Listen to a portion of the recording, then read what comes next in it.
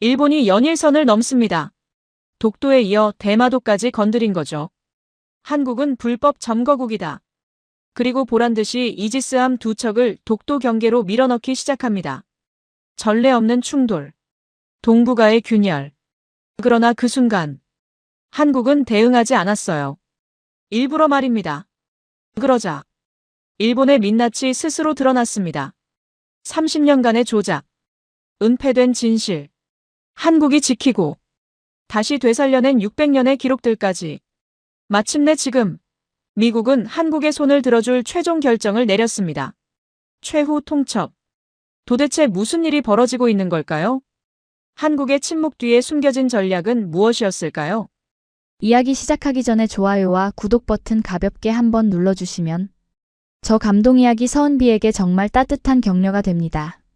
지금 어디에서 이 영상을 시청하고 계신지 아래 댓글에 나눠주세요. 워싱턴 DC 펜타곤 지하 3층 상황실. 뭔가 잘못됐습니다. 일본이 독도와 대마도를 동시에 건드렸고 중국이 독도는 한국 땅이라고 공개 발언했습니다. 전례 없는 상황이었죠. 그런데 정작 한국은 6시간째 침묵하고 있었습니다. 이 회의실에 모인 사람들 모두가 같은 질문을 던지고 있었습니다. 한국은 왜 가만히 있는가? 저는 22년간 동북아를 분석해온 전략자문관 마커스 리븐스입니다. 새벽 5시 40분. 회의실 문이 열리고 사람들이 속속 들어왔어요. 국방정보국 국장, CIA 동북아 담당, 합참작전과장, 국무부 법률고문까지. 이 시간에 이 사람들이 한자리에 모인다는 건 심각한 일이 터졌다는 뜻입니다. 대형 스크린에 첫 번째 브리핑 자료가 떴습니다. 일본 자민당 의원 3명의 발언 기록이었어요. 독도는 역사적으로 일본 고유 영토다. 한국의 불법 점거를 더 이상 용납할 수 없다. 대마도 역시 원래 일본 땅이었다. 회의실이 술렁였습니다. 독도도 모자라 대마도까지 거론한 겁니다. 그것도 단 이틀 사이에요. 국방정보국 국장이 입을 열었습니다. 이게 끝이 아닙니다. 더 있어요. 두 번째 자료가 화면을 채웠습니다. 중국 외교부 대변인의 정례 브리핑 발언문이었죠. 독도는 한국의 고유 영토다. 이는 역사적 사실이며 국제사회가 인정하는 바다. 저는 손에 쥔 펜을 놓칠 뻔했습니다. 중국이 독도 문제에서 한국 편을 든 건 처음이었어요. 아니, 처음 정도가 아니라 상상조차 못한 일이었죠. 회의실 공기가 무거워졌습니다. 누군가 작은 목소리로 말했어요. 중국이 왜 갑자기? CIA 담당관이 브리핑을 이어갔습니다. 일본은 지난 48시간 동안 4차례에 걸쳐 독도 관련 도발 발언을 쏟아냈습니다. 동시에 대마도 영유권까지 주장하기 시작했어요. 중국은 이에 즉각 반응했고 한국은 그가 말을 멈췄습니다. 한국은 6시간째 공식 입장이 없습니다.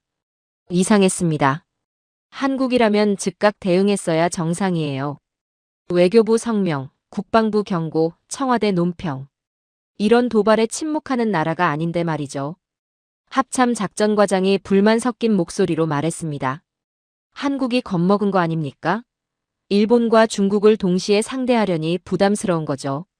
순간 국무부 법률고문이 날카롭게 반박했어요. 그럴 리 없습니다. 한국 해군의 정보 수집 능력은 우리도 인정하는 수준이에요. 이 정도 상황을 놓칠 나라가 아닙니다. 그럼 뭡니까? 전략적 판단입니까? 모르겠습니다. 하지만 한국이 무능해서 침묵하는 건 절대 아니에요. 회의실이 둘로 갈라지기 시작했습니다.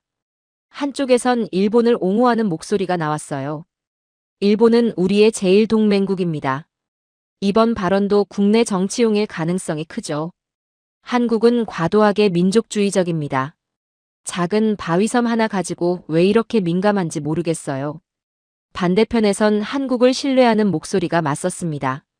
한국의 조선 기술은 세계 1위입니다. 우리 해군도 한국 조선소를 활용하고 있어요. 일본이 과거 문서를 은폐한 사례가 한두 번이 아닙니다. 신중해야 합니다. 그 사이에서 무관심파도 있었죠. 독도요? 또 그 섬입니까? 한국과 일본은 늘 싸워왔어요. 별일 아닙니다. 저는 조용히 자료들을 다시 훑어봤습니다. 일본의 발언 타이밍이 너무 정교했어요. 우연치곤 지나치게 계산된 느낌이었죠. 그때 국방정보국 국장이 새로운 파일을 열었습니다. 여러분, 이건 보셔야 합니다. 화면에 오래된 문서 하나가 떴어요. 1946년 연합군 최고사령부가 작성한 지령문이었습니다. 스케핀 677. 저는 이 문서를 알고 있었습니다. 하지만 공식 회의에서 이렇게 명확히 제시된 건 처음이었어요. 국장이 문서의 핵심 문구를 읽어 내려갔습니다. 리앙쿠르 록스, 즉 독도는 일본 영토에서 제외한다. 한국 행정권 영역에 포함한다. 회의실이 얼어붙었습니다. 미국이 이미 독도를 한국 땅으로 인정했다는 명확한 기록이었어요. 70년도 더 전에 말이죠. 일본 편을 들던 사람들의 얼굴이 굳어졌습니다. 법률 고문은 그래, 이거잖아라는 표정을 지었어요. 저는 손이 떨렸습니다. 왜 우리는 지금까지 이 문서를 회피해왔던 걸까요? 국장이 말을 이었습니다. 이 문서는 비공개 상태로 보관돼 왔습니다. 동맹 관계를 고려한 결정이었죠. 하지만 지금 상황은 그가 말을 멈췄어요. 누군가 물었습니다. 그런데 왜 한국은 아무 말도 안 합니까? 이 문서를 들이밀면 끝날 텐데요. 바로 그 질문이었습니다. 한국은 분명 이 문서를 알고 있을 겁니다. 그런데도 침묵하고 있다는 건 무슨 의미일까요? 저는 자료들을 다시 펼쳤습니다. 일본의 도발 시간대, 중국의 발언 타이밍, 한국의 침묵 지속 시간. 모든 게 맞물려 돌아가고 있었어요. 일본은 조급했고 중국은 기회를 노렸고 한국은 움직이지 않고 있었습니다. 회의가 끝나갈 무렵 합참 작전과장이 다시 말했어요. 정상적인 상황이라면 한국이 강력 대응해야 합니다. 그런데 6시간째 아무 대응이 없다는 건 그는 불안한 표정으로 말을 흐렸습니다. 국방정보국 국장이 낮은 목소리로 정리했어요. 두 가지 가능성이 있습니다. 하나, 한국이 두려워서 침묵하고 있다. 둘, 한국이 뭔가 준비하고 있다. 저는 그 순간 확신했습니다. 한국은 두려워하지 않습니다. 제가 22년간 분석해온 한국은 그런 나라가 아니에요. KSS-3 잠수함의 정숙성, 동해 레이더망, 초소형 위성 군집. 한국의 해역 감시 능력은 일본을 능가합니다. 이 정도 상황을 놓칠 리 없어요. 그렇다면 답은 하나였습니다. 한국은 알고 있습니다. 모든 걸 알고 있으면서도 가만히 있는 겁니다. 왜일까요? 회의실을 나서면서 저는 혼잣말처럼 중얼거렸습니다. 이 침묵은 무능이 아니야. 전략이다. 복도는 고요했습니다. 하지만 제 머릿속은 폭풍이었어요. 한국이 상황 전부를 이미 알고 있다면, 일본의 다음 수까지 예측하고 있다면, 중국의 움직임까지 계산하고 있다면, 그렇다면 이 침묵은 약점이 아니라 강점입니다. 저는 결심했습니다. 내가 직접 확인하겠어. 진실은 한국에 있었습니다. 그리고 저는 그 진실을 찾아갈 겁니다. 펜타곤 회의가 끝나고 2시간 뒤, 새벽 어둠이 완전히 가시기도 전이었습니다. 저는 사무실로 돌아와 회의 자료를 다시 펼쳤어요. 일본의 발언 기록, 중국의 대응, 한국의 침묵. 퍼즐 조각들이 눈앞에 있는데 그림이 보이지 않았습니다. 그때 암호 채널로 메시지가 떨어졌어요. 일본 해상자위대 구축함, 독도 배타적 경제수역 경계 통과. 시각 오전 7시 23분. 손에 쥔 커피잔이 흔들렸습니다. 일본이 움직인 겁니다. 말로만 도발한 게 아니라 실제로 배를 보낸 거예요. 보고서를 열었습니다. 구축함 한 척이 독도 경계를 아슬아슬하게 스쳐 지나갔다는 내용이었어요. 이의지를 침범하지는 않았지만 위협적인 접근이었죠. 문제는 그 다음이었습니다. 한국이 이 사실을 이미 포착했을 겁니다. 분명 모를 리가 없었죠. 그런데도 아무런 조치도 취하지 않았어요. 저는 자리에서 일어나 복도로 나갔습니다. 해군정보국으로 가야 했어요. 엘리베이터 안에서 생각했습니다. 한국이 놓쳤을 리 없습니다. 미국은 누구보다 한국의 조선 기술을 잘 알고 있어요. 세계 최고의 조선 국가입니다. 우리 해군도 한국 조선소에서 배를 만들죠. KSS-3 잠수함의 정숙성은 세계 최고 수준입니다. 일본 해상자위대도 감지하기 어려운 수준이에요. 동해 레이더망은 빈틈이 없습니다. 초소형 위성 군집까지 운용하고 있죠. 이 정도 감시 체계를 가진 나라가 일본 구축함을 놓칠 리 없어요. 해군정보국 분석실 문을 열었습니다. 담당관이 저를 보더니 고개를 저었어요. 리븐스, 이상합니다. 한국군 측에 확인했는데 내부 검토 중이라는 말만 반복해요. 얼마나 확인했습니까? 3번입니다. 매번 같은 대답이에요. 저는 모니터 앞에 앉았습니다. 한국 해군의 동향 분석 자료가 화면을 채웠어요. 일본 구축함이 접근한 시각, 한국 레이더가 포착한 시각, 그리고 한국군의 대응 시각. 포착과 대응 사이에 공백이 있었습니다. 아니, 공백이 아니었어요. 의도된 지연이었죠. 담당관이 다른 파일을 열었습니다. 더 이상한 게 있습니다. 화면에 떠오른 건 NSA 보고서였어요. NSA가 한국 국방부와 합참 라인에서 급격한 암호 트래픽 증가를 감지했습니다. 새벽 6시부터 지금까지 계속 이어지고 있어요. 내용은 알 수 없습니다. 완전 암호화돼 있어요. 우리와 공유되지 않는 채널입니다. 저는 뒤로 기대 앉았습니다. 한국이 뭔가를 하고 있다는 뜻입니다. 그것도 미국에게 말하지 않고요.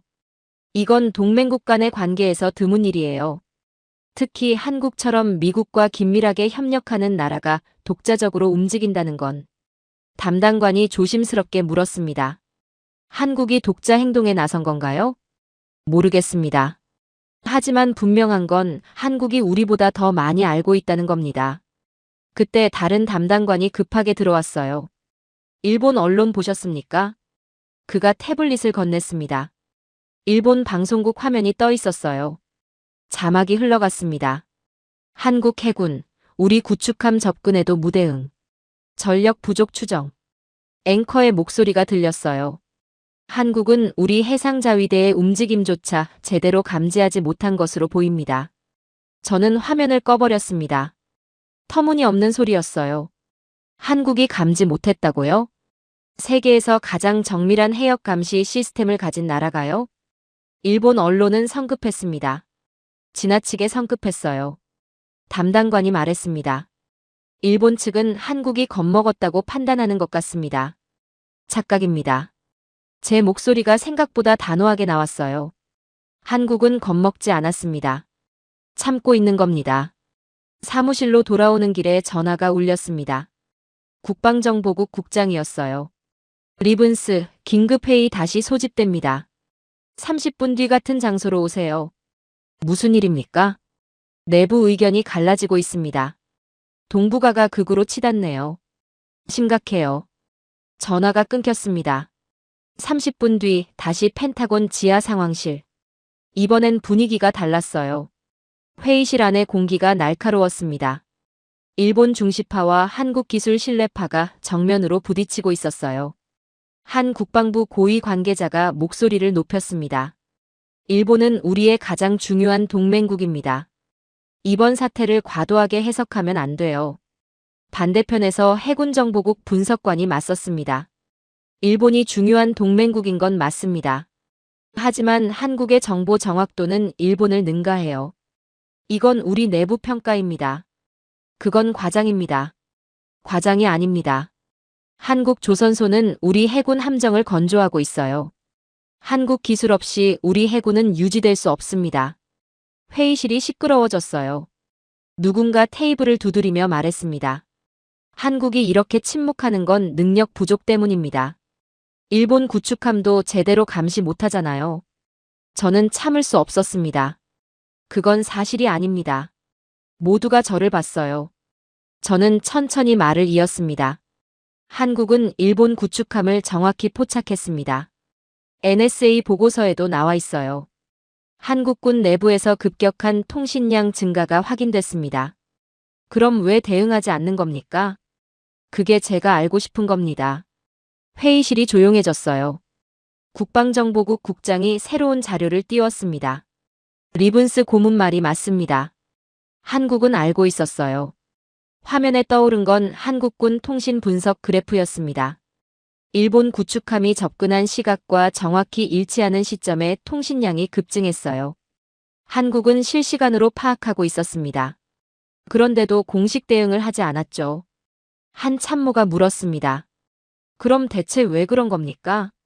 국장이 답했어요. 두 가지 가능성이 있습니다. 첫째, 한국이 일본의 다음 행동을 기다리고 있다. 둘째, 한국이 이미 대응 계획을 완성했고 타이밍을 재고 있다. 일본 중시파 고위 관계자가 비웃듯 말했습니다. 터무니없습니다. 한국이 그 정도로 치밀할 리 없어요. 그 순간 저는 확신했습니다. 이 사람들은 한국을 모릅니다. 22년간 이 지역을 분석한 저도 이제야 보이기 시작하는데 이들은 과거의 편견에 갇혀 있어요. 회의가 끝났습니다. 결론은 없었어요. 그저 더 지켜보자는 애매한 합의만 있었죠. 복도로 나왔습니다. 해군정보국 분석관이 다가왔어요. 리븐스, 제 개인 의견입니다만. 그가 목소리를 낮췄습니다. 한국이 뭔가 준비하고 있는 게 맞습니다. 제가 10년간 한국군을 분석했는데 이런 패턴은 처음이에요.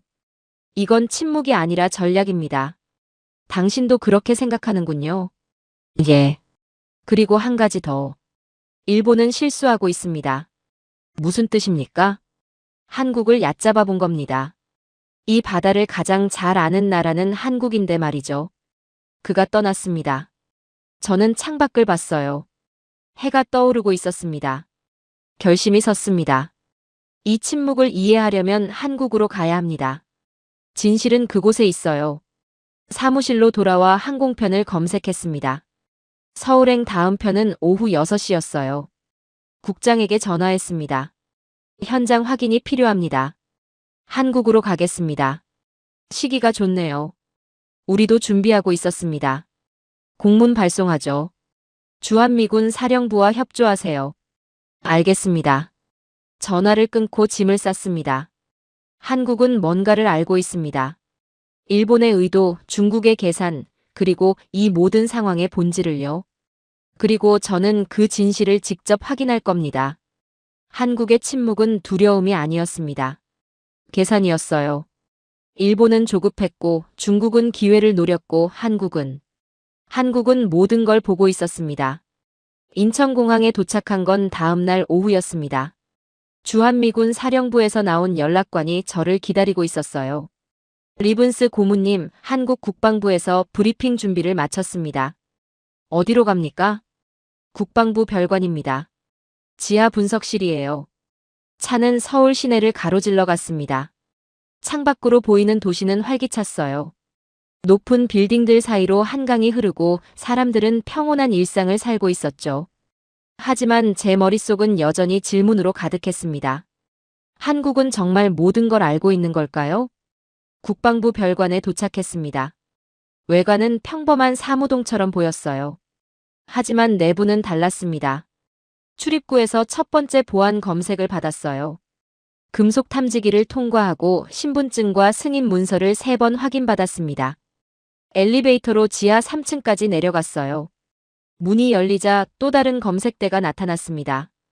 그리고 또다시 긴 복도를 따라 걸었어요. 양쪽 벽에는 카메라가 설치돼 있었고 매 10m마다 철문이 있었습니다. 세 번째 철문 앞에서 멈췄어요. 홍채 인식 장치가 있었습니다. 한국군 대령 한 명이 우리를 기다리고 있었어요. 환영합니다, 리븐스 고문님. 저는 해양작전 분석과 김 대령입니다. 이렇게 삼엄한 곳인 줄 몰랐습니다. 김 대령이 웃었어요. 예.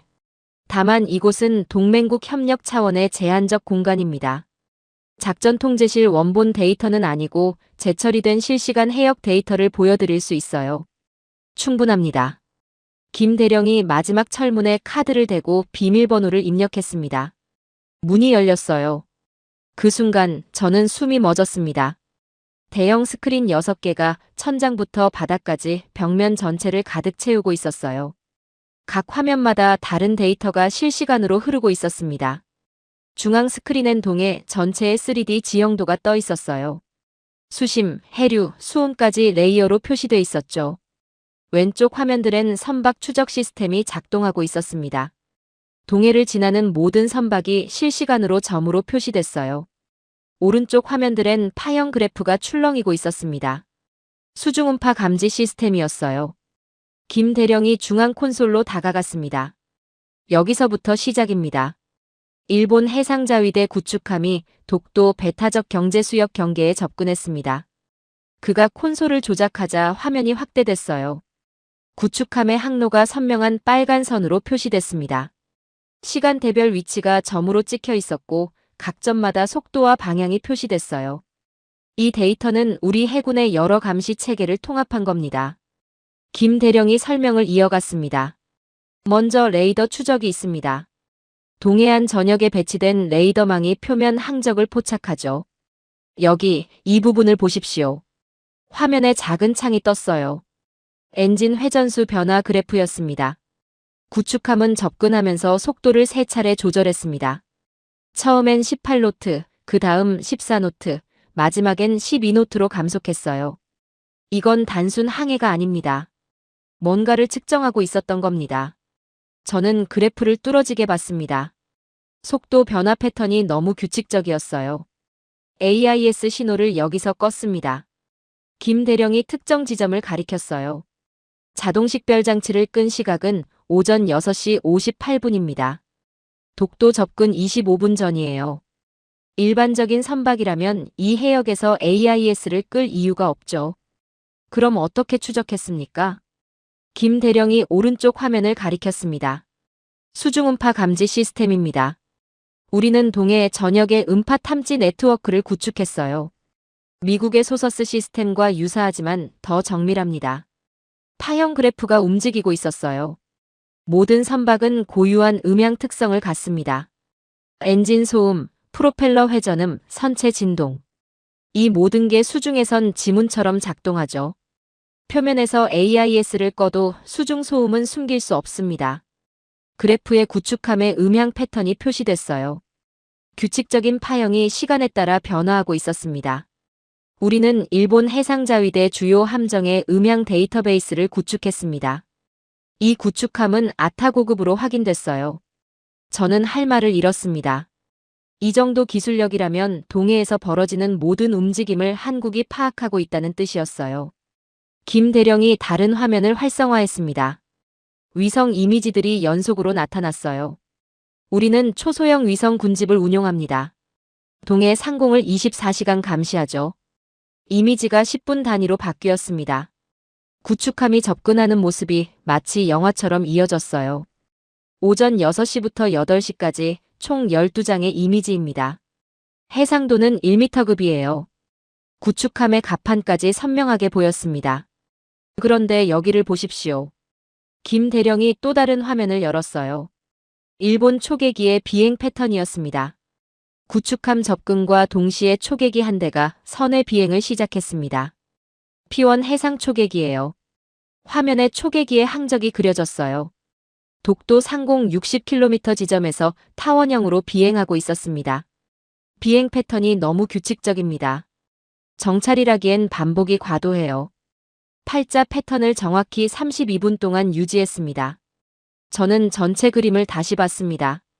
구축함의 속도 조절, AIS 차단, 초계기의 규칙적 비행. 모든 게 계산됐어요. 이건 도발이 아닙니다. 제 입에서 저절로 말이 나왔어요. 김 대령이 고개를 끄덕였습니다. 맞습니다. 이건 테스트예요. 일본은 우리의 감지 능력을 시험한 겁니다. 무엇을 확인하려 한 거죠? 우리가 얼마나 빨리 포착하는지, 어떤 장비로 추적하는지, 대응 시간이 얼마나 걸리는지. 모든 걸 측정하려 했던 겁니다. 저는 의자에 앉았습니다. 일본이 단순히 영토를 주장한 게 아니라 한국의 방어체계 전체를 파악하려 했다는 뜻입니다. 그래서 대응하지 않은 겁니까? 김 대령이 저를 똑바로 봤어요. 대응하지 않은 게 아닙니다. 대응을 멈춘 겁니다. 차이가 뭡니까? 일본에게 정보를 주지 않기 위해서예요. 우리가 어떻게 움직이는지, 어떤 절차로 대응하는지, 어느 시점에 경고를 보내는지. 이 모든 걸 숨긴 겁니다. 순간 모든 게 명확해졌습니다. 한국의 침묵은 무능이 아니었어요. 정보 차단이었습니다. 김 대령이 다른 자료를 꺼냈어요. 리븐스 고문님, 한국의 KSS-3 잠수함을 아십니까? 도산 안창호급이죠. 세계 최고 수준의 잠수함으로 알고 있습니다. 맞습니다. 정숙성에서 세계 정상급이에요. 일본 해상자위대도 우리 잠수함을 감지하기 극도로 어려워합니다. 우리는 이 기술을 해역 감시에도 적용했어요. 그가 화면에 잠수함 재원을 띄웠습니다. 잠수함에서 개발한 소음 차단 기술을 역으로 활용합니다. 우리가 소리를 숨길 수 있다면 다른 배의 소리도 더 정확히 들을 수 있죠. 저는 감탄했습니다. 한국 조선업은 세계 1위죠. 예. 미국 해군도 우리 조선소를 활용하고 있습니다. 이 기술력이 국방에도 적용된 겁니다. 김 대령이 전체 화면을 다시 띄웠어요. 우리는 일본보다 최소 2단계 앞서 있습니다. 일본이 표면만 볼 때 우리는 수중까지 봅니다. 일본이 레이더로 볼 때 우리는 위성으로 봅니다. 일본이 한 척을 추적할 때 우리는 해역 전체를 감시합니다. 저는 압도당했어요. 미국도 이 정도는 아닙니다. 동해라는 한정된 해역에서 한국이 구축한 감시망은 세계 어느 나라도 따라올 수 없는 수준이었어요.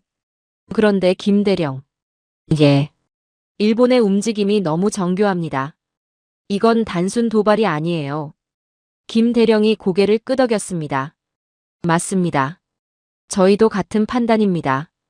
AIS 차단 타이밍, 초계기 투입 시점, 속도 조절 패턴.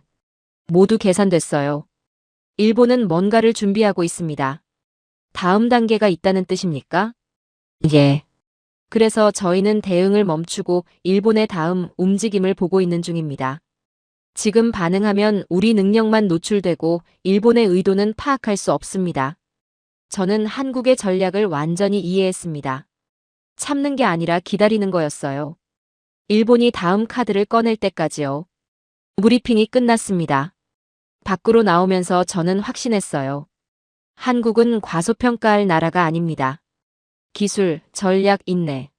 모든 면에서 강대국의 모습이었어요.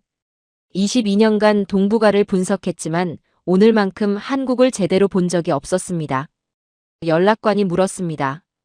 다음 일정은 어떻게 하시겠습니까? 저는 주저없이 대답했습니다. 일본으로 갑니다. 반대편을 확인해야 합니다. 진실의 한쪽은 여기서 봤어요. 이제 다른 쪽을 직접 확인할 차례입니다. 도쿄 하네다 공항.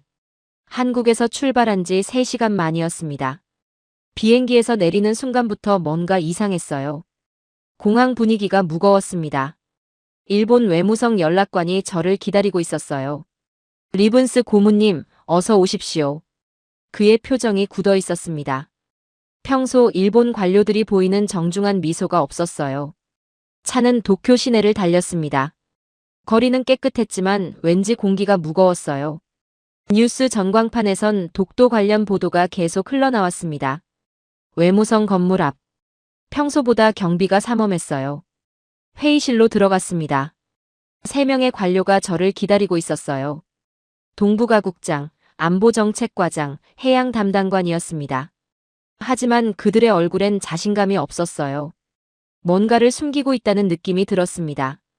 동북아국장이 먼저 입을 열었습니다. 리븐스 고문님, 이번 사태는 한국의 과민 반응에서 비롯됐습니다. 과민 반응이라고요? 예. 우리는 정상적인 해상 훈련을 했을 뿐입니다. 한국이 지나치게 민감하게 반응한 거죠.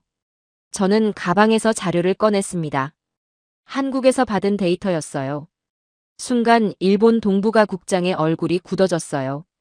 옆에 앉은 해양 담당관이 당황한 표정으로 자료를 들여다봤습니다. 그건 일시적인 기술 오류였습니다.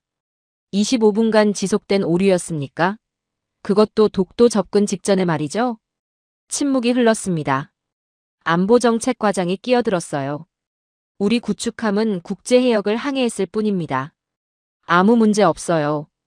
그럼 왜 초계기를 동시에 투입했습니까?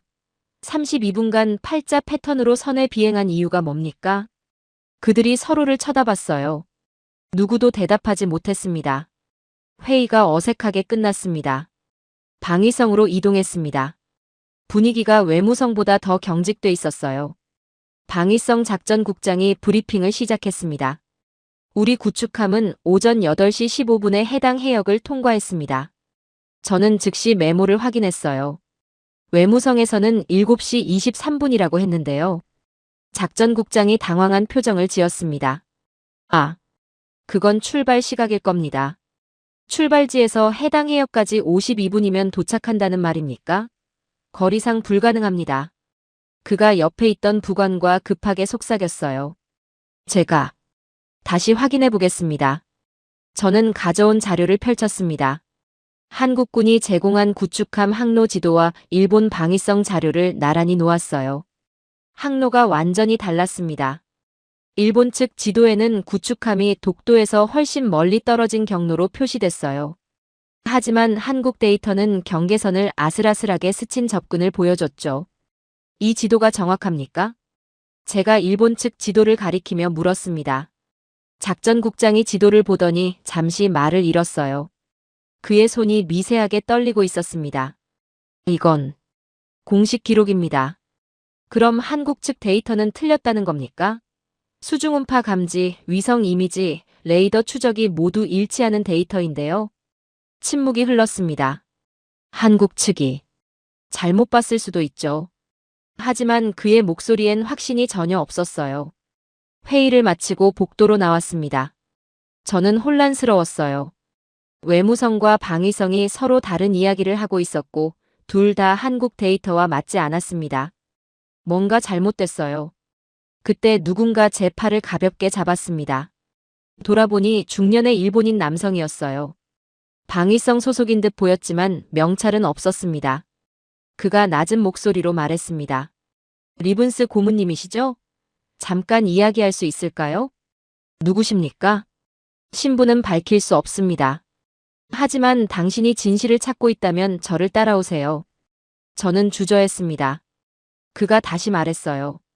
이제는 말해야 할 때입니다. 더 이상 숨길 수 없어요. 우리는 건물 밖 주차장으로 걸어갔습니다. 주차장 구석진 곳에 세워진 검은색 세단. 그가 차 문을 열고 뒷좌석에서 가방을 꺼냈어요. 밀봉된 두꺼운 봉투였습니다. 이걸 보십시오. 일본은 이래선 안 됩니다. 봉투를 받아 열었습니다. 문서 뭉치가 나왔어요. 최소 200장은 됐습니다. 첫 장을 펼치는 순간 저는 숨이 막혔습니다. 독도 영유권 주장 관련 내부 문서 수정 이력 1995에서 2024. 손이 떨렸습니다. 두 번째 페이지를 넘겼어요. 1999년 회의록이었습니다. 원본에는 이렇게 적혀 있었어요. 독도에 대한 한국의 실효 지배는 1954년 이후 지속되고 있으며 국제법상 재반박이 어려운 상황임. 그런데 그 문장에 빨간 펜으로 X표가 쳐져 있었어요. 옆에 손글씨로 적혀 있었습니다. 이 부분 삭제. 일본의 역사적 권한이 명백함으로 수정. 다음 장을 넘겼습니다. 2003년 외교부 내부 보고서였어요. 1965년 한일협정 관련 문서 중 독도 조항 40년 봉인 결정. 아래에 메모가 있었습니다. 불리한 내용 포함. 공개 시 한국 측 입장 강화 우려. 제 손이 떨렸습니다. 일본이 자국의 불리한 문서를 의도적으로 숨겼다는 명백한 증거였어요. 세 번째 문서. 2008년 지도 수정 지시서였습니다. 메이지 시대 제작 지도 중 독도가 조선 영역으로 표기된 12건에 대해 일반 공개 금지. 그 아래 첨부된 이미지가 있었어요. 오래된 일본 지도였는데 독도가 명확히 조선 쪽에 그려져 있었습니다. 하지만 그 위에 스탬프가 찍혀 있었어요. 비공개 처리 완료. 분노가 치밀어 올랐습니다. 왜곡이었습니다. 명백한 역사 왜곡이었어요. 손이 떨려서 페이지를 제대로 넘기기 힘들었습니다. 2015년 문서. 위안부 관련 자료 중 군 관여 증거 53건 비공개 결정. 2017년 문서. 강제징용 피해자 명부 일부 누락 처리. 보상 규모 축소 목적. 2019년 문서. 독도 관련 서양 고지도 중 한국 영역 표기 9건에 대해 박물관 전시 제외. 제 입술이 바짝 말랐습니다. 30년간 계속된 조작이었어요. 불리한 자료는 감추고 유리한 자료는 만들어냈습니다. 마지막 문서. 2023년 외무성과 방위성 합동회의록이었습니다. 대미 제공 자료는 수정본으로 통일. 원본 제공 시 일본 입장 약화 우려. 저는 봉투를 꽉 쥐었습니다. 미국도 속였습니다. 동맹국까지 속여왔던 겁니다.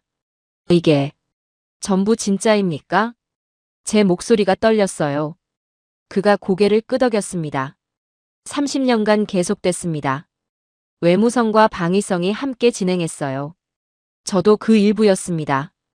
왜 지금 이걸 주는 겁니까? 그가 창밖을 봤어요. 그의 눈엔 고뇌가 담겨 있었습니다. 일본이 잘못된 길로 가고 있습니다. 거짓 위에 세운 주장은 언젠가 무너져요. 그 전에 누군가는 진실을 말해야 합니다. 미국도 속였습니다.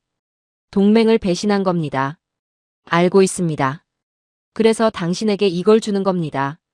미국이 알아야 합니다. 일본이 얼마나 깊이 거짓말을 해왔는지. 그가 차에서 내렸습니다. 더 이상 연락하지 마십시오. 이 문서면 충분할 겁니다. 그는 건물 안으로 사라졌어요. 저는 차 안에 혼자 남아 문서들을 다시 펼쳤습니다. 30년간의 거짓말. 의도적인 은폐. 역사의 왜곡. 일본은 진실을 묻어왔습니다. 국민에게도 세계에게도 동맹국에게도요. 호텔로 돌아와 문서를 하나하나 스캔했어요. 펜타곤에 보낼 보고서를 작성해야 했습니다. 하지만 먼저 확인하고 싶은 게 있었어요. 한국으로 전화했습니다. 김 대령이 받았어요. 리븐스 고문님, 무슨 일이십니까? 한국은 일본의 문서 조작을 알고 있었습니까? 잠시 침묵이 흘렀습니다. 의심하고 있었습니다. 공개된 정황은 여러 건 있었어요. 공개된 정황이요? 김 대령이 천천히 말했습니다. 제가 오늘 받은 그 문서에 나온 조작들을 모두 인지하고 있었죠. 모든 게 이해됐어요. 한국은 알고 있었습니다. 일본이 거짓말하고 있다는 걸요. 하지만 공개된 정황만으로는 조작을 입증할 수 없었어요. 그래서 조심스러울 수밖에 없었던 겁니다. 증거 없이 주장하면 감정 싸움이 될 뿐이거든요. 그래서 참았던 겁니다. 진실이 스스로 드러날 때까지요. 창밖을 봤습니다. 도쿄의 밤이 깊어가고 있었어요. 저는 확신했습니다. 한국은 진실을 지키고 있었고, 일본은 거짓을 숨기고 있었습니다. 그리고 이제 그 거짓이 무너지기 시작했어요. 일본에서 돌아온 다음 날, 저는 다시 한국에 있었습니다. 일본 내부 폭로 문서는 펜타곤에 긴급 보고했어요. 하지만 그것만으론 부족했습니다. 일본이 조작했다는 사실만으로는 상황을 정리할 수 없었어요. 반대편 증거가 필요했습니다. 한국이 보유한 역사 원본 자료를 직접 확인해야 했죠. 김 대령이 전화로 말했습니다. 리븐스 고문님, 국방부 산하 국가기록사료 복원 연구동으로 안내하겠습니다. 사료 복원이요? 예. 우리가 역사를 어떻게 보존하고 복원하는지 보시면 이해하실 겁니다. 차는 서울 외곽으로 향했어요. 도심에서 40분 정도 떨어진 곳에 현대적인 건물이 나타났습니다. 외관은 연구소 같았어요. 하지만 경비는 군사시설 수준이었습니다. 김 대령과 함께 건물에 들어갔어요. 여긴 단순한 보관소가 아닙니다. 손상된 역사 자료를 과학적으로 복원하는 곳이에요. 과학적으로요? 예. AI, 이미지 분석, 화학 감식, 모든 기술을 동원합니다. 복도를 따라 걸었습니다. 벽면에는 복원 전후 사진들이 전시돼 있었어요. 찢어진 고문서가 완벽하게 복원된 모습, 번진 먹물이 선명한 글씨로 되살아난 장면, 흐릿한 지도가 정밀한 이미지로 변환된 사례들. 이 모든 게 가능한 겁니까? 보시면 압니다. 큰 문 앞에 섰습니다. AI 복원 연구실이라는 표지판이 붙어 있었어요. 문이 열렸습니다. 제 눈앞에 펼쳐진 광경에 숨이 멎었어요. 거대한 방 한가운데 초대형 스크린이 있었습니다. 그 주변으로 수십 대의 모니터가 배치돼 있었고 연구원들이 작업하고 있었어요. 중앙 스크린에는 오래된 문서 하나가 떠 있었습니다. 종이가 누렇게 변색됐고 글씨는 반쯤 지워져 있었어요. 한 연구원이 다가왔습니다. 안녕하십니까? 저는 이 연구소 책임자 박 박사입니다. 이 시스템은 어떻게 작동합니까? 박 박사가 콘솔을 조작했어요. 먼저 원본 문서를 초고해상도로 스캔합니다. 그 다음 AI가 종이의 섬유질, 먹물의 화학성분, 붓자국의 압력까지 분석하죠. 화면이 확대됐습니다. 글씨 하나가 레이어별로 분해됐어요. 보십시오. 이 글자는 200년 전에 쓰인 겁니다. 먹물이 번지고 종이가 손상돼 육안으로는 거의 안 보이죠. 박 박사가 버튼을 눌렀습니다. AI가 작동하기 시작했어요. 화면에서 흐릿한 글씨가 서서히 선명해졌습니다. 먹물의 농도가 복원되고 붓자국이 되살아났어요. 10초 후 완벽한 글씨가 나타났습니다. 대마주 세견선 왕래 기록. 저는 할 말을 잃었습니다. 이건 조작이 아닙니까? 박 박사가 웃었어요. 그렇게 생각하실 수 있습니다. 하지만 우리는 원본의 화학 성분을 건드리지 않아요. AI는 단지 손상된 부분을 예측하는 겁니다. 예측이요? 예. 주변 글씨의 필체, 먹물의 농도 패턴, 문맥상 들어갈 글자를 분석해서 가장 확률 높은 형태를 복원하죠. 그리고 이 복원이 정확한지 검증합니다. 어떻게 검증합니까? 박 박사가 다른 화면을 열었어요. 원본 문서의 잉크 성분을 화학 분석합니다. 그리고 복원된 글자 부분의 화학 흔적과 비교하죠. 미세한 먹물 잔류물이라도 남아있으면 그걸 기준으로 검증합니다. 화면에 분석 그래프가 떴습니다. 여기 보십시오. 복원된 글자 위치에 실제로 먹물 성분이 검출됩니다. AI가 맞게 복원했다는 증거죠. 저는 경악했습니다. 이건 단순한 추측이 아니었어요. 과학적 근거가 있는 복원이었습니다. 이 기술로 뭘 복원했습니까? 김 대령이 말했습니다.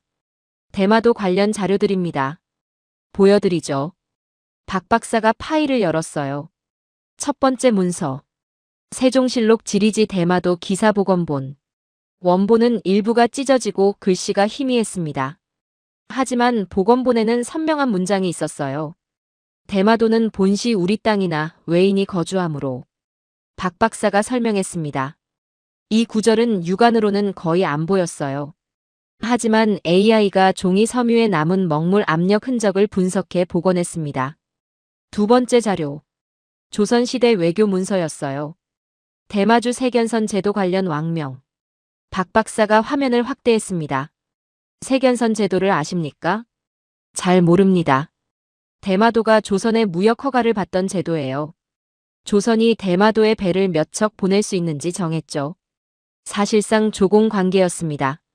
문서에는 구체적인 숫자가 적혀 있었어요. 세견선 50척, 연간 대마주에 허가함.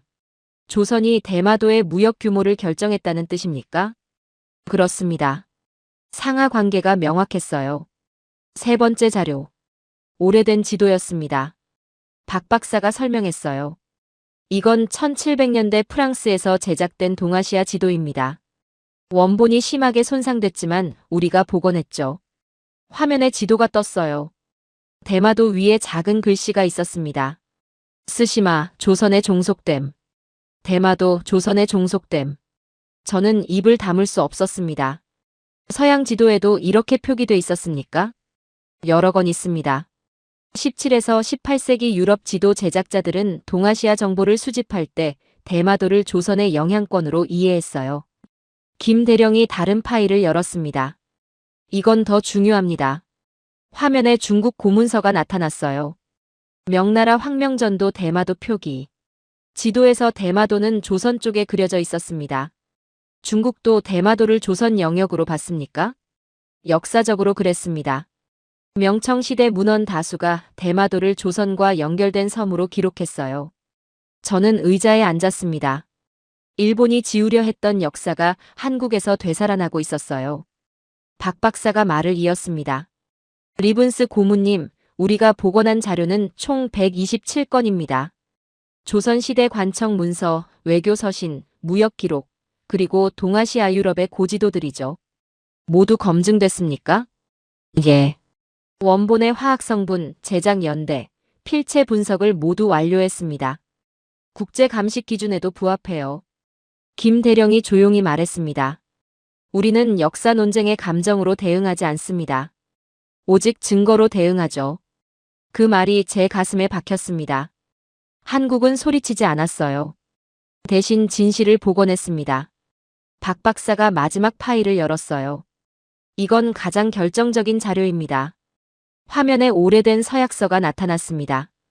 대마주 조선 조공 서약문 1443년. 문서는 심하게 훼손돼 있었어요. 종이가 세 조각으로 찢어져 있었고 글씨는 반 이상 지워져 있었습니다. 이 문서는 5년 전 한 사찰 창고에서 발견됐어요. 하지만 너무 손상돼서 읽을 수 없었죠. 박 박사가 복원 과정을 실행했습니다.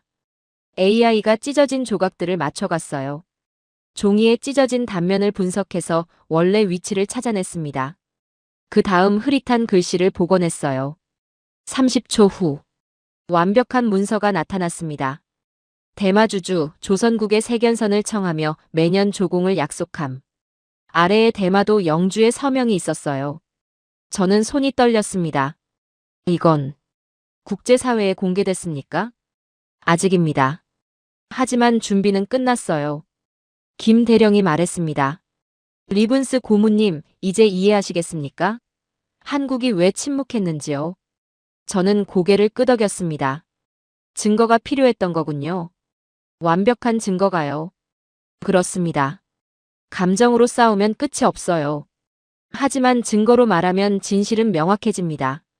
저는 연구실을 둘러봤습니다. 이곳에서 한국은 역사를 되살리고 있었어요. 일본이 감추려 했던 진실을 과학으로 증명하고 있었습니다. 박 박사가 마지막으로 말했습니다. 고문님, 한국은 역사를 보관한 게 아닙니다. 복원해냈어요. 일본이 지운 것을 우리가 되살렸죠. 그 순간 저는 확신했습니다. 한국은 이 문제에서 한 번도 거짓말한 적이 없었어요. 진실을 지키고 증명하고 되살렸을 뿐이었습니다. 밖으로 나오면서 김 대령이 물었습니다. 다음 단계를 아십니까? 국제 검증이겠죠. 맞습니다. 이제 세계가 판단할 차례입니다. 저는 하늘을 올려다봤어요. 한국은 준비돼 있었습니다. 완벽하게요. 워싱턴 DC로 돌아온 건 일주일 후였습니다. 저는 한국과 일본에서 수집한 모든 자료를 정리했어요. 한국의 AI 복원 사료 127건, 일본 내부 폭로 문서 30년치, 한국군 감시 데이터, 일본의 조작 증거들, 책상 위에 쌓인 파일들을 보며 생각했습니다. 이제 미국이 판단할 차례예요. 국방부 장관실에서 전화가 왔어요. 리븐스, NSC 긴급 회의가 소집됐습니다. 당신이 브리핑하게 될 겁니다. 언제입니까? 내일 오전 9시. 백악관 상황실입니다. 전화가 끊겼습니다. 손이 떨렸어요. 국가안보회의 긴급 소집. 제22년 경력에서 가장 중요한 순간이 올 겁니다. 다음 날 아침. 백악관 서관 지하. 상황실 입구에 경비가 삼엄했어요. 신분증을 3번 확인받고 들어갔습니다. 회의실은 생각보다 작았어요. 타원형 테이블에 15개 자리. 한 명씩 들어오기 시작했습니다. 국방부 장관, 국무부 차관, CIA 국장, NSA 대표, 합참의장, ONI 해군정보국 국장, 국무부 동아태 담당 차관보, 미국의 안보외교 최고 위층이었어요. 대형 스크린 앞에 제자리가 준비돼 있었습니다. 국가안보보좌관이 회의를 시작했어요. 동부가 긴급 상황 평가를 시작하겠습니다. 리븐스 고문이 한국과 일본 현장 조사 결과를 보고합니다. 저는 자리에서 일어났습니다. 지난 3주간 한국과 일본을 직접 방문해 자료를 수집했습니다.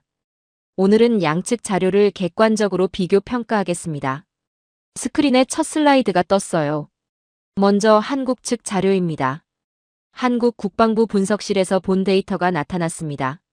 11월 일본 구축함의 독도 접근을 한국군은 실시간으로 포착했습니다. 수중음파 감지, 위성 추적, 레이더 로그가 모두 일치합니다. ONI 국장이 물었어요. 데이터 신뢰도는 확인했습니까? 예. 우리 해군과 교차 검증했습니다. 정확도는 99.7%입니다. 국방부 장관이 고개를 끄덕였어요. 다음 슬라이드. 한국은 127건의 역사 사료를 복원했습니다. 조선시대 문서들, 대마도 조공 기록, 서양 고지도가 화면을 채웠어요. 이 자료들은 AI 복원 기술로 처리됐습니다. 원본의 화학 성분을 분석하고 손상 부분을 과학적으로 복원한 겁니다. CIA 국장이 끼어들었습니다. AI 복원이라. 조작 가능성은 없습니까? 검증했습니다. 복원된 글자 위치에서 실제 먹물 화학 성분이 검출됐어요. AI는 이미 존재하는 흔적을 되살린 것뿐입니다. 스크린에 복원 과정 영상이 재생됐어요. 찢어진 문서가 맞춰지고 흐릿한 글씨가 선명해지는 장면. 국무부 차관이 감탄했습니다. 인상적이군요. 한국의 기술력은 우리 예상을 넘어섭니다. 제가 말을 이었어요. 이제 일본 측 자료를 보겠습니다. 분위기가 바뀌었습니다. 일본 외무성과 방위성에서 받은 자료입니다. 일본이 제공한 구축함 항로 지도가 나타났어요. 한국 데이터와 비교하겠습니다. 두 지도가 나란히 떴습니다. 항로가 완전히 달랐어요. 일본 측 지도는 구축함이 독도에서 멀리 떨어진 경로를 보여줍니다. 하지만 한국 데이터는 경계선 바로 옆 접근을 기록했어요. 합참의장이 물었습니다. 시간대는요? 일본 외무성은 오전 7시 23분이라 했습니다. 방위성은 8시 15분이라 했어요.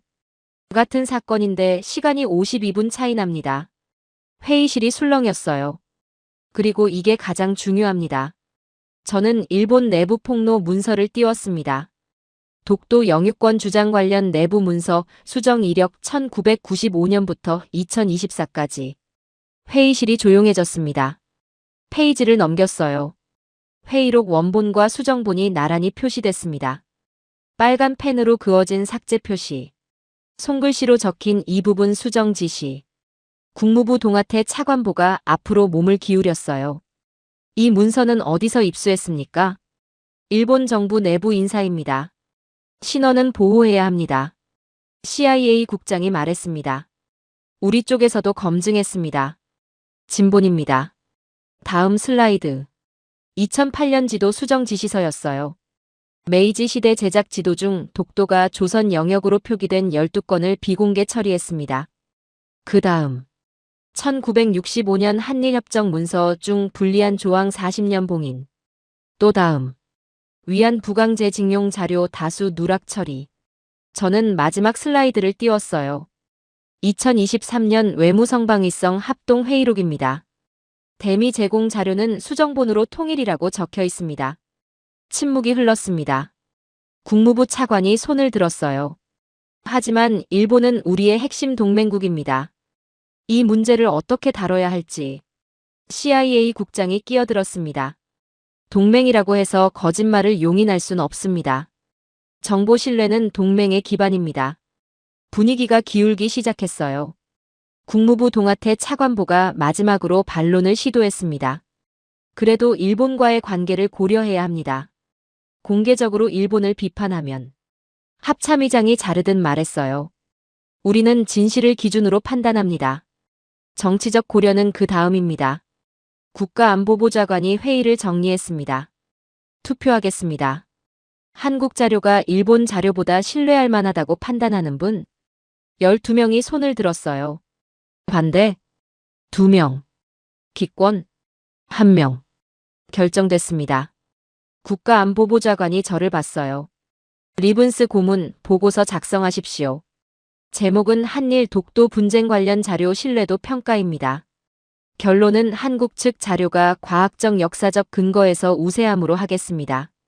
알겠습니다. 이 보고서는 대통령께 직접 브리핑됩니다. 그리고 그가 목소리를 낮췄어요. 일본 측에 비공개 메시지를 보내겠습니다. 더 이상의 무리한 도발을 용납하지 않는다고요. 회의가 끝났습니다. 저는 창밖을 봤어요. 공식 발표는 없을 겁니다. 언론도 모를 거예요.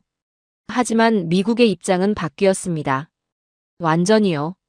공식 발표는 없었어요. 유엔 회의도 없었고 세계 언론도 몰랐습니다. 하지만 모든 게 바뀌었어요.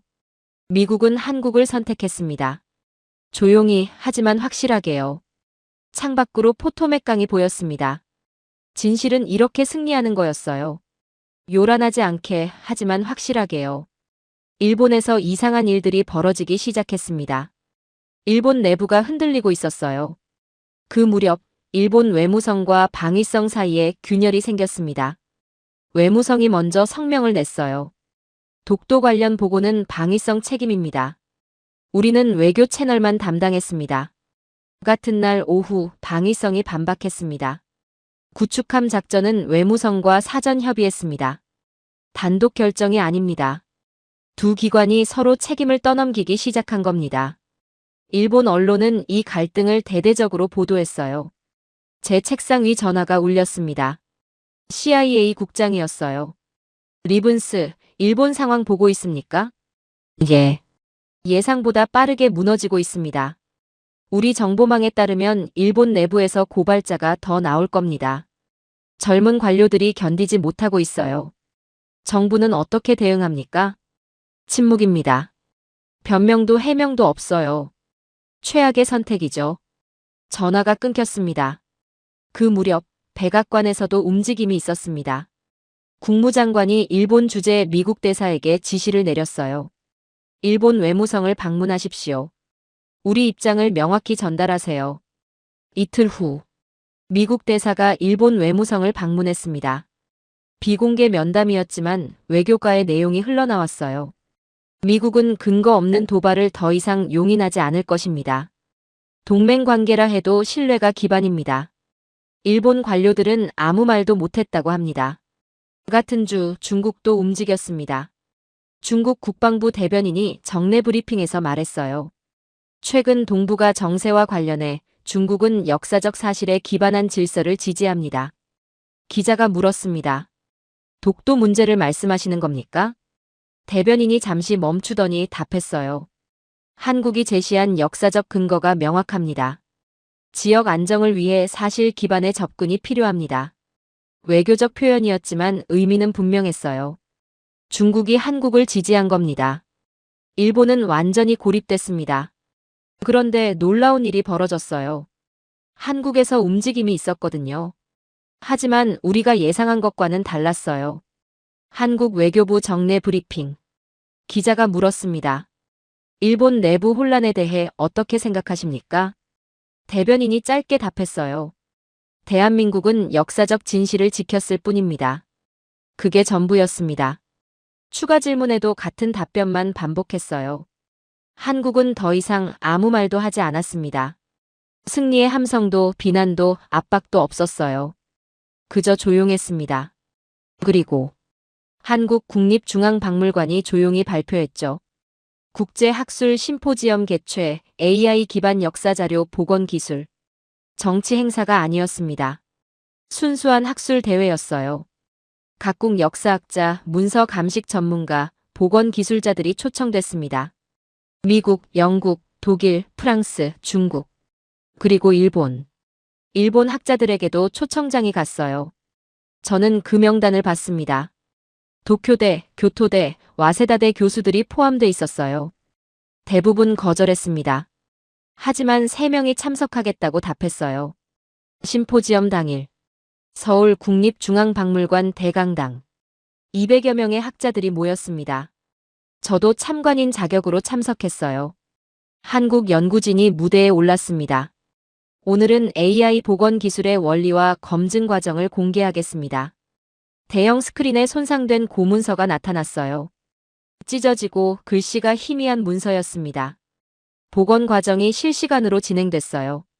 AI가 종이의 섬유질을 분석하고 먹물의 화학 성분을 추적했습니다.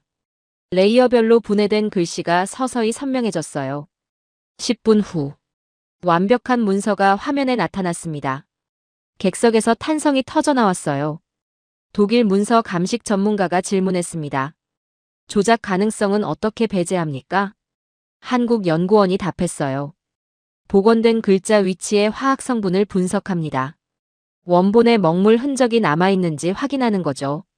흔적이 없으면 복원을 중단합니다. 프랑스 역사학자가 손을 들었어요. 유럽 고지도도 복원 가능합니까? 예. 실제로 17, 18세기 유럽 제작 동아시아 지도 9건을 복원했습니다. 화면에 복원된 지도가 떴습니다. 대마도 위에 작은 글씨가 선명했어요. 조선의 종속됨. 영국 학자가 놀란 표정을 지었습니다. 이건 우리 대형 박물관 소장본과 일치합니다. 한국연구원이 고개를 끄덕였어요. 맞습니다. 귀국 박물관에서 원본을 빌려 검증했습니다. 질의응답이 1시간 넘게 이어졌어요. 그 사이 저는 뒷좌석에 앉은 일본 학자 3명을 봤습니다. 조용히 앉아 있었지만 표정이 굳어 있었어요.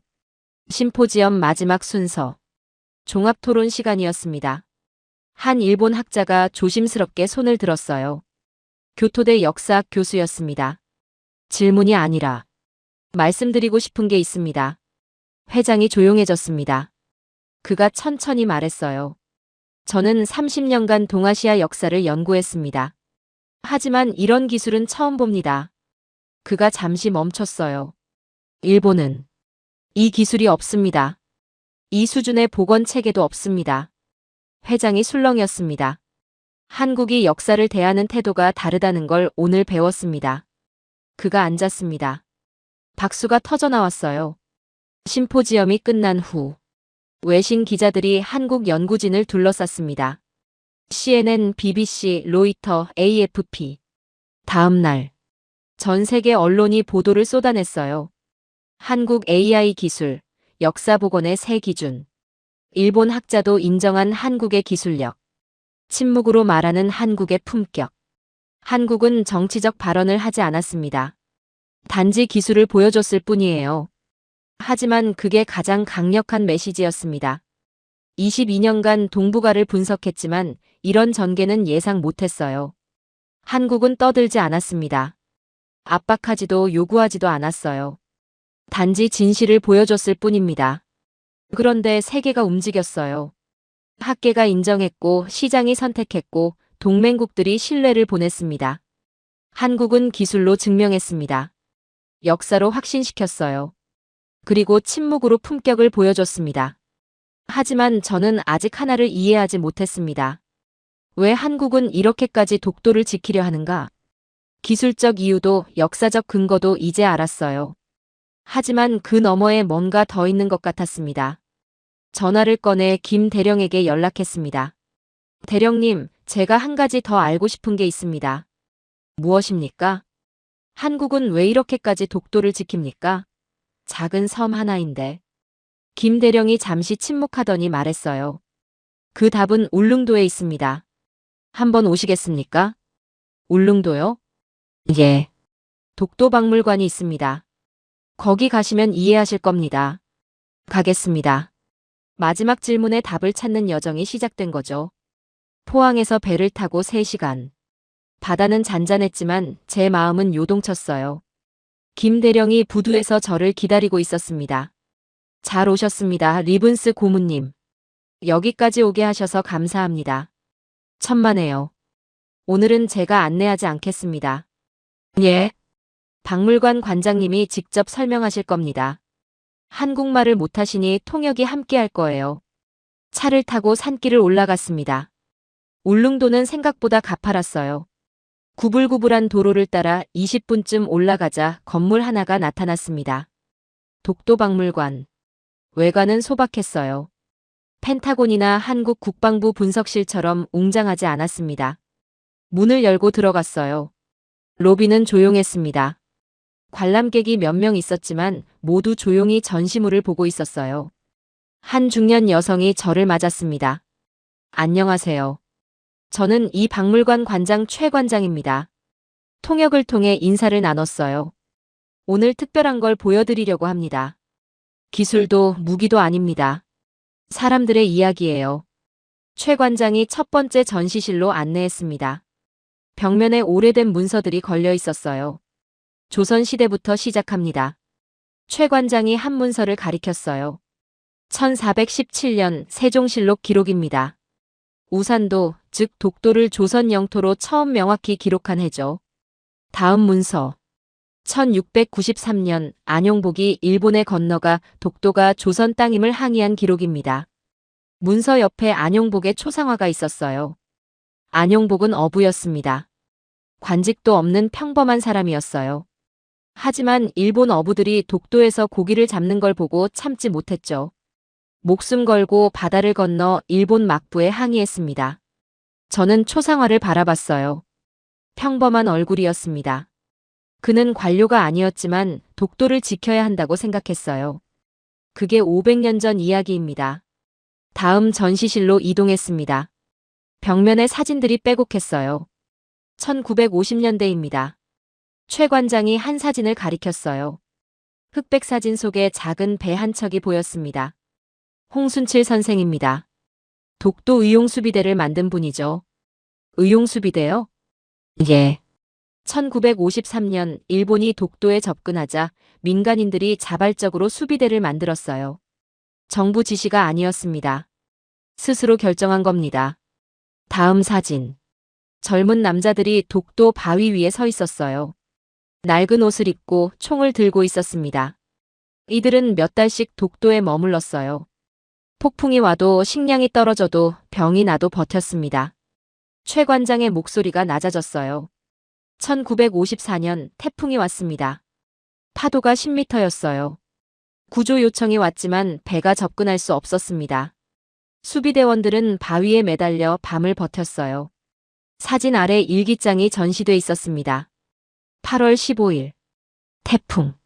파도가 우리를 집어삼킬 것 같다. 하지만 여기를 떠날 수 없다. 이 섬은 우리 땅이다. 제 손이 떨렸습니다. 다음 전시실. 1960에서 70년대입니다. 벽면에 더 많은 사진이 걸려 있었어요. 울릉도 어민들이 독도에 가서 고기를 잡았습니다. 하지만 폭풍이 자주 왔어요. 독도 주변 바다는 위험합니다. 한 사진에 침몰한 배가 보였어요. 1967년 어선 한 척이 독도 인근에서 좌초됐습니다. 승무원 5명이 독도에 표류했어요. 다음 사진. 독도 경비대원들이 구조 활동을 하는 장면이었습니다. 경비대가 폭풍 속에서 구조에 나섰습니다. 한 경비대원이 파도에 휩쓸렸지만 어민 5명 모두 살렸어요. 최 관장이 또 다른 문서를 보여줬습니다. 이건 그때 경비대장이 쓴 보고서입니다. 우리는 독도를 지키는 것이 아니다. 독도에서 사람을 지키는 것이다. 저는 숨을 멈췄습니다. 다음 전시실로 갔어요. 현대로 넘어왔습니다. 1980년대부터 지금까지입니다. 벽면에 컬러 사진들이 걸려 있었어요. 독도에서 근무하는 경비대원들. 파도를 맞으며 순찰하는 모습. 좁은 숙소에서 생활하는 장면. 경비대원들은 보통 6개월씩 독도에 머뭅니다. 가족과 떨어져 있어요. 폭풍이 오면 본토와 연락도 끊깁니다. 한 사진이 눈에 들어왔어요. 젊은 경비대원이 일기를 쓰고 있었습니다. 옆에 일기장이 전시돼 있었어요. 2015년 11월. 폭풍이 사흘째다. 파도가 숙소까지 들이친다. 무섭다. 하지만 여기가 내 자리다. 최 관장이 마지막 전시실로 안내했습니다. 중앙에 큰 나무 패널이 서 있었어요. 패널에 글씨가 새겨져 있었습니다. 독도는 땅이 아니라 우리의 시간이다.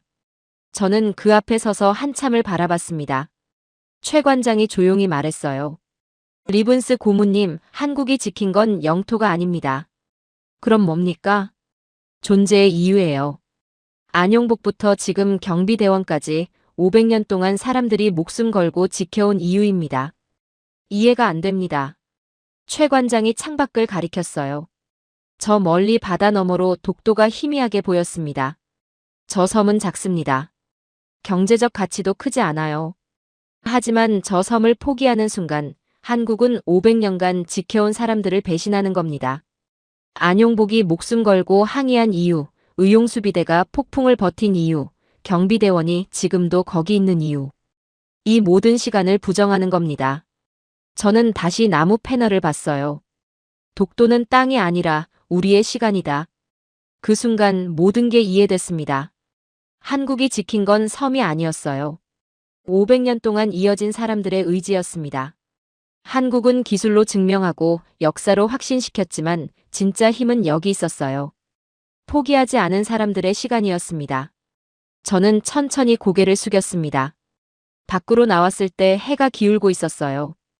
김 대령이 물었습니다. 이해하셨습니까? 예. 이제 압니다. 무엇을요?